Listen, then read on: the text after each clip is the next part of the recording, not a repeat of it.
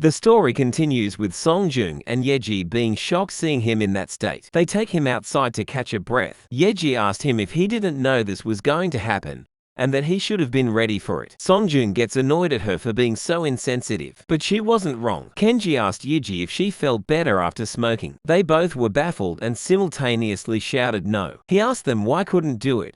He was a gangster after all. Yeji had nothing to say to that. Kenji had decided that if everyone was scared of him just because he was the son of a gangster, he was going to fully embrace it and act like a gangster. Songjung advised him that he'd gain nothing from smoking cigarettes. Kenji pointed out how unfair it was that they started to treat him like that just because he was the son gangster. They made it seem like he harmed them, even though all he ever did was to be kind to them. He felt betrayed that they just turned on him just like that. Songjung explained to him how he would have reacted the same way if you suddenly started seeing gangsters crowd in an area. Yeji suggested he give up if it was this hard for him. But after coming this far, he couldn't back down now. Kenji gets a call and leaves to meet the person on the call. He was looking angry, making Yeji wonder if he was okay. The guy who called him was the student council president. He asked him about him being a gangster. Kenji didn't expect him to say stuff like that too, and asked him if it was really that important. It was important because this might ruin the school's reputation. He was also disappointed that a kind-hearted guy like him was from a gangster family. He was about to talk to the teacher after talking to Kenji,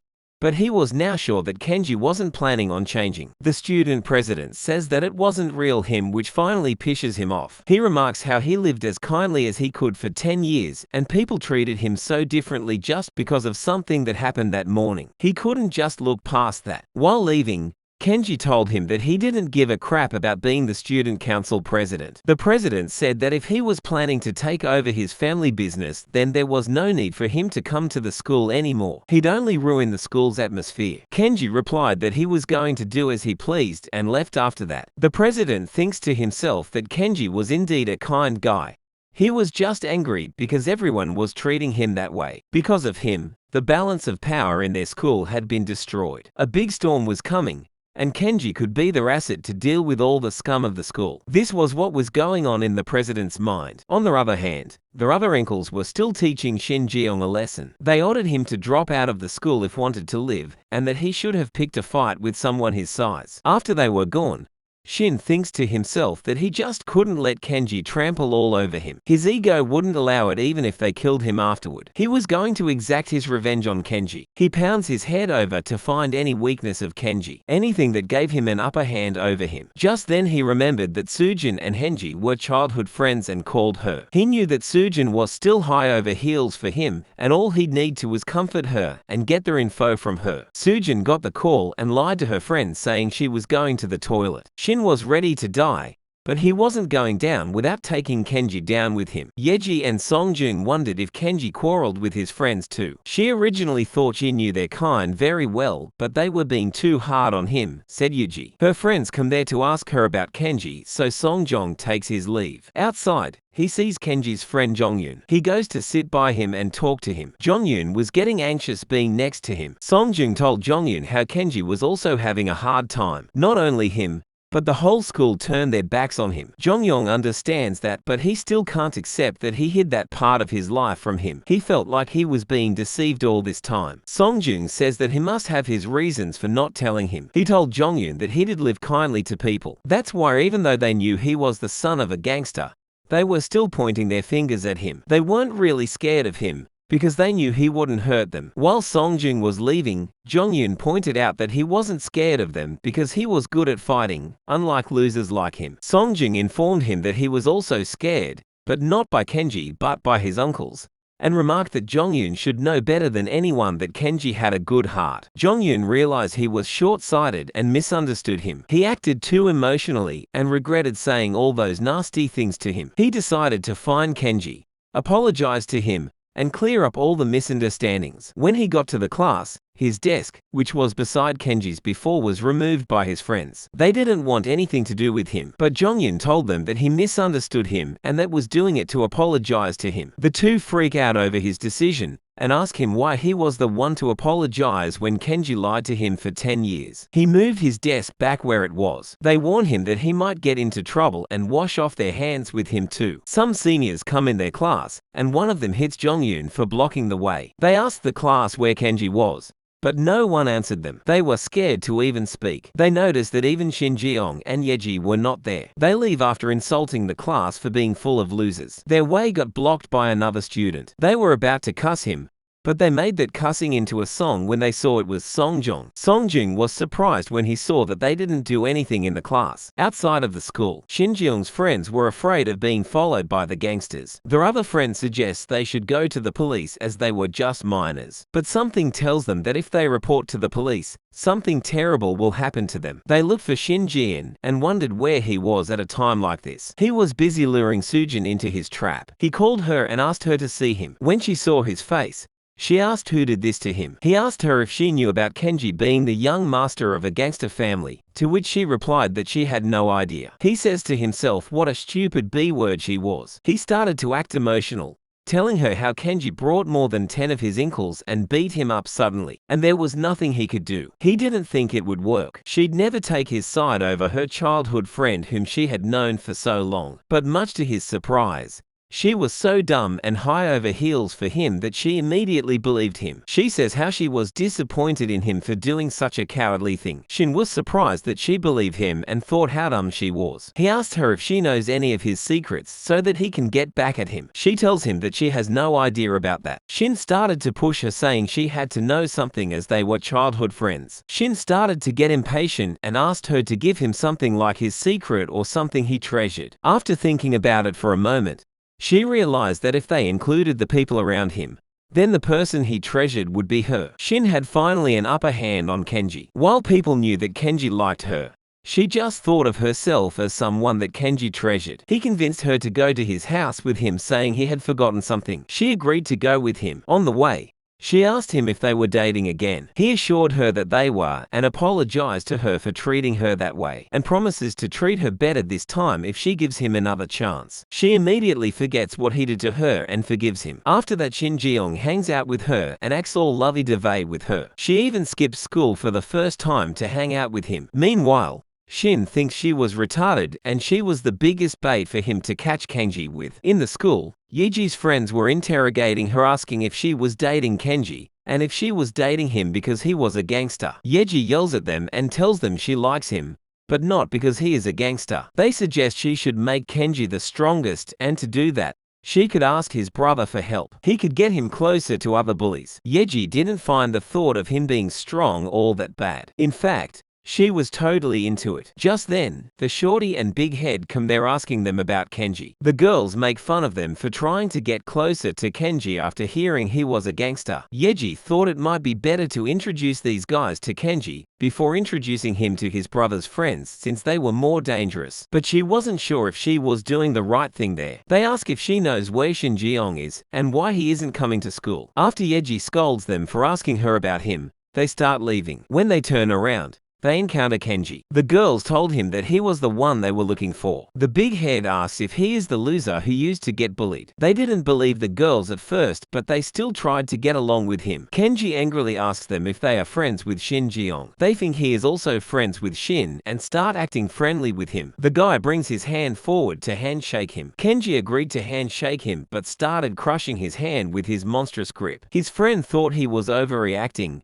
but he informed him he was not and asked him to do something about it. Big Head, who was way stronger than Shorty, attacked him, but Kenji dodged his punch and caught it. And then he goes on to use the technique of potato twister on him. Kenji informed him that he'd lose his arm if he twisted it even a little more. The guy immediately gives up and begs him to let go of him. He doesn't break his arm and lets him go. The two immediately run from him as soon as he leaves them. Yeji and her friends were impressed by his charisma. Kenji asked Yuji to do him a favor. Since she was also a bully, he asked her to send a message to all the bullies in the school. He was going to beat all of them up except her. On the other hand, Shin and Sujin are hanging out when Sujin asks him if she should ask Kenji directly to stop bullying him. But Shin didn't even give it a thought and denied it. Just then, he sees a big head and shorts running to him. They asked him what happened to his face. As Sujin was about to answer that, Shin ordered her to go to the class. While leaving, Sujin admires how cool Shin looked in front of his friends. They told him that it was Kenji who did that to them. At first, Shin thought he asked his uncles for help,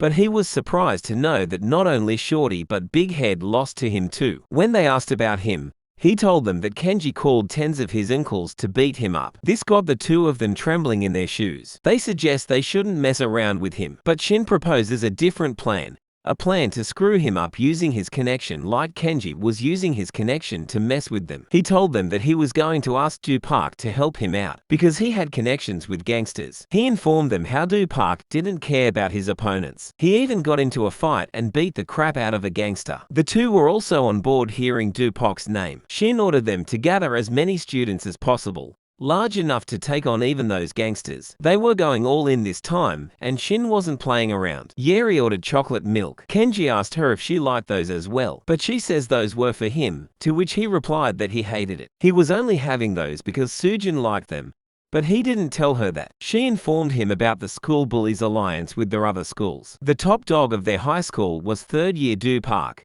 who was also Yeji's brother. The top fighter was Songjung Seok, who was in the same club as Do Park, but as his junior, and they both are close to each other. Since Songjung Seok wasn't a bully, their other bully would stick to Do Park. Shin and Do Park went to the same middle school, so they were close to each other. In fact, the reason Shin became a leader was because of her older brother, not because he was good at fighting. She further goes on to tell him how their alliance had about 100 of members, but Kenji told her that he was only concerned with their school at the moment. He was determined to beat them all to become the baddest person of all. The student council president asks Do Park if he already knew about Kenji being the son of a gangster. Do Park had already told him to keep an eye on Kenji, saying he was the son of the firebag gangster.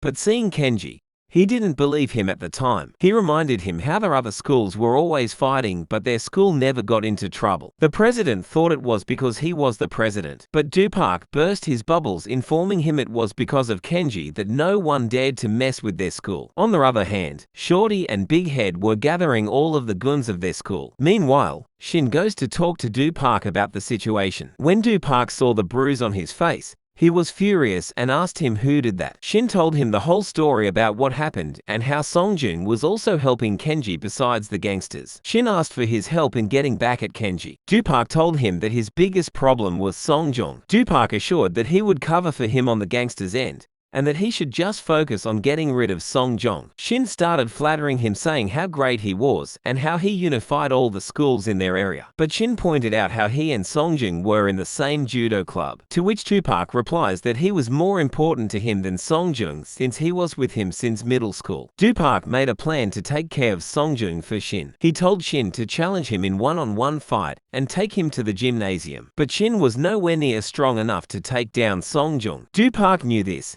even though he wasn't confident that he could take Songjung on one-on-one fight. That's why they planned an ambush. No matter how strong Songjung was, even he wouldn't be able to survive an ambush. Do Park told him to gather as many friends as he could, because he was going to ambush him the next day. Shin couldn't help but laugh at how he was going to kill Songjung finally. All of Shin's friends were gathered in one place, and they were getting impatient because Shin was late. He entered the room and gave them the good news they wanted to hear for a long time. All of them had piled up anger and frustration towards Songjung. After listening that he was planning to beat up Songjung, the others think he had gone crazy. They were also scared of Songjung, but when Shin told them that Do Park was also helping them, they start to believe that it was not impossible. They wanted to beat him for a long time, but no one dared to touch him. But now they had a chance to get back at him. While walking in the school hallway, Yeji was worried that Kenji might fight his brother too, as he was determined to get rid of all the bullies. Just then,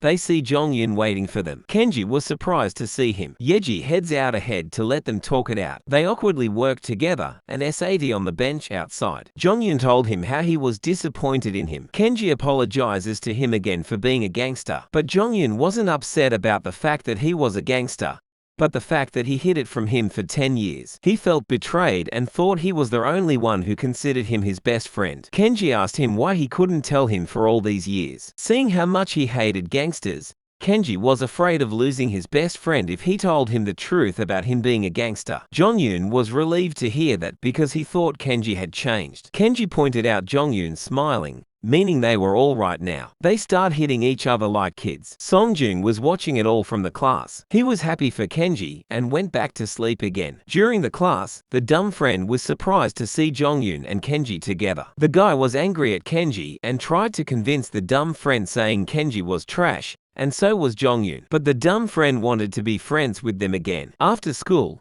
Kenji invited Jongyun to his house to introduce him to his uncles. Jongyun was ready to meet his gangster uncles. Songjung and Yeji also tag along, while Sujin was not very happy to see them hanging out together. The dumb friend also asked them if he could tag along as well, and Kenji agreed immediately. When they all arrive at Kenji's house, the first uncle greets them. The first uncle was happy to see him with that many friends, but he told him that he'd have to delay this gathering for later, as he was going to receive special training from now on. He wouldn't be able to go to school as well. Songjung and the others wished him luck and left. Kenji pointed out their injury on his first uncle's face and asked him who was capable of doing that. He informed him that there were few people in Korea capable of that. After they leave, we see Shin's sidekicks hiding. They were following them and got the news of Kenji not coming to school. This would mean that the gangsters would also not come to the school, meaning they could take down Songjung with much ease now. But for now, they just follow Songjung to find out where he lives. The next day, Songjung was surprised at how quiet the school was just because Kenji didn't come that day. He set up his desk and started sleeping right after coming into the class. Meanwhile, Shin got the report from his sidekicks. They had already gathered everyone to the gym. Now all they needed was to make Songjung come to the gym. He went to Songjung's class and started working toward him. Yeji and her friends were wondering why he walking up to sleeping Songjung. Just then,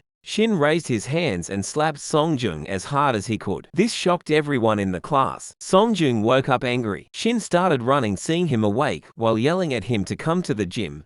Otherwise, he'd think Songjung got scared and run away. Songjung was confused at what just happened. Shin was just one step away from beating him up. He was planning to lure him to the gym and humiliate him in front of everyone. Dupark had assured him that he would be waiting for them in the gym with the Super Alliance, and they would get rid of Songjung once and for all. And after that, Kenji would be an easy target without Songjung. Shin entered the gym and saw that his friends were already there. Not only them, but the Super Alliance executives were also there. Dupark winks at him, indicating he had got his back. Not everything was in position. All they needed to do now was to wait for Songjung. One of the executives expresses his disappointment because Dupark had promised them that the Fire Bear Gang's young master would be there, to which Dupark replies that it was normal for the main character to arrive in the end. The other executives were wondering if the hierarchy of the Duran High was going to change today. In the classroom, we see Songjung get up in anger. Yeji suggested he should just ignore Shin,